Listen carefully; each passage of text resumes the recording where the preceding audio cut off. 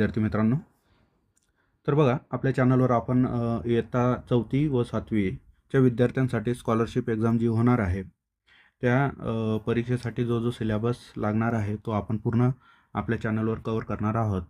तर बघा इयत्ता 4थी आणि 7वीसाठी आता स्कॉलरशिप परीक्षा आहे जी प्राथमिक व उच्च प्राथमिक शिष्यवृत्ती परीक्षा असे म्हटले जाते.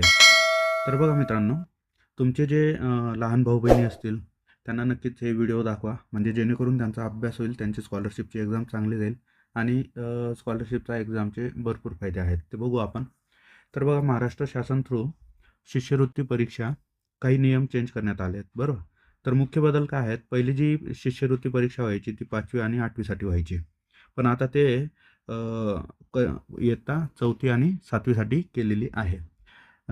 तर या परीक्षेचे नवीन नावे काय आहेत? म्हणजे 4थीसाठी जे देतील ते प्राथमिक शिष्यवृत्ती परीक्षा आणि 7वीसाठी जी असेल ती उच्च प्राथमिक शिष्यवृत्ती परीक्षा याप्रमाणे आहे. तर बघा तुमचे जे भाऊ बहिणी असतील किंवा मग जे व्हिडिओ बघत असतील तर त्यांनी आपल्या चॅनलला सबस्क्राईब करून घ्या, कारण की आता शिष्यवृत्तीचे जे पण व्हिडिओ येतील तर ते तुम्हाला नोटिफिकेशन येऊन जाईल. बेल आयकॉनला क्लिक करायला विसरू नका. तर सर्व व्हिडिओ व्यवस्थित बघा, अभ्यास करून घ्या, म्हणजे काय शिष्यवृत्ती तुम्हाला मिळणं एकदम पॉसिबल होऊन जाईल. तर बघा याचे बरेचसे फायदे असतात, जसं की इयत्ता 4थी आणि 7वीसाठी आहे आता.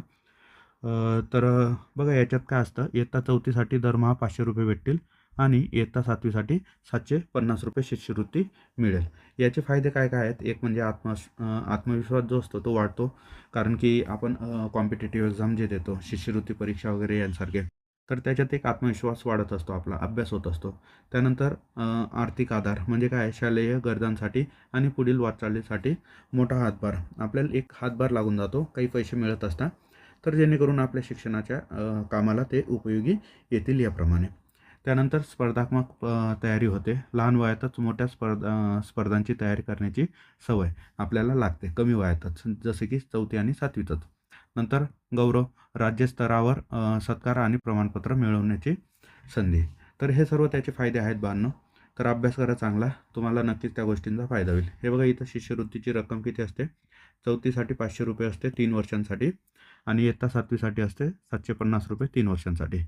तर खूप चांगलं आहे, आपल्याला तेवढीच मदत होऊन जाते आपल्या शिक्षणासाठी. तर याच्यात बघा अजून एक गोष्ट डिस्कस करून घेऊ आपण. परीक्षेचे वेळापत्रक जे आहे ते 4थी आणि 7वीला कधी आहे, 26 एप्रिल 2026 रोजी पेपर आहे. तोपर्यंत आपण सर्व सिलेबस कव्हर करण्याचा प्रयत्न करू, जवळजवळ कव्हर होईलच. त्याच्यात प्रथम भाषा, गणित, ठीक आहे, असे 2 पेपर, हा एक पेपर असतो, ठीक आहे. प्रथम भाषा जी असते ती 25 प्रश्नसंख्या असते 50 गुणांसाठी आणि गणित विषय जो असतो तो 50 प्रश्नसंख्या असते 100 गुणांसाठी. वेळ केव्हा असणार आहे? 26 एप्रिलला 11 ते 12:30पर्यंत तुमचा हा पहिला पेपर होईल. एकूण 75 क्वेश्चन राहतील 150 मार्क्ससाठी. आणि त्यानंतर त्याच दिवशी सेम दिवशी 26 एप्रिल 2026ला दुपारी, ठीक आहे, 12:30चा एक पेपर झाला की दीड तासाचा तुम्हाला गॅप असेल आणि नंतर लगेच दुसरा पेपर होईल. त्याच्यात तृतीय भाषा म्हणजे इंग्लिश आणि बुद्धिमत्ता चाचणी, ठीक आहे. तर हे तृतीय भाषा 25 प्रश्न राहतील 50 मार्क्ससाठी, तसेच बुद्धिमत्ता चाचणीचे 50 प्रश्न राहतील 100 मार्क्ससाठी. हा पण पेपर तुमचा 150 मार्क्सचा असेल. टोटल क्वेश्चन राहतील या पेपरमध्ये 75 आणि याचा टायमिंग असेल दुपारी 2 ते 3:30 वाजेला.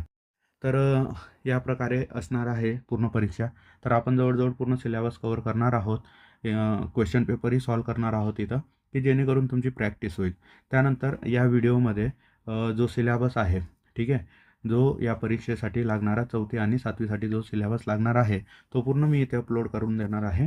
तरी सगळ्यांनी तो सिलेबस डाउनलोड करा आणि त्या सिलेबसनुसारच आपण सर्व इथं प्रिपरेशन करणार आहोत. तर तुम्ही ते नक्कीच बघा, ते डाउनलोड करून घ्या आणि त्या हिशोबाने मस्तपैकी एक वही लावून घ्या आणि त्याच्यात अभ्यास करा.